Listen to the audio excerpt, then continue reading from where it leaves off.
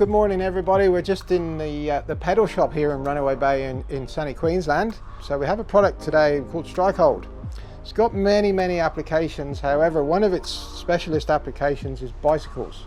Today we have a BMX. So it goes on as a wet, oily type substance, but it completely dries and leaves a nanotech dry seal. So anybody that's near the coast needs to know about this product, because now you could ride this bike up and down the beach, and that barrier will protect your bike from salt water corrosion.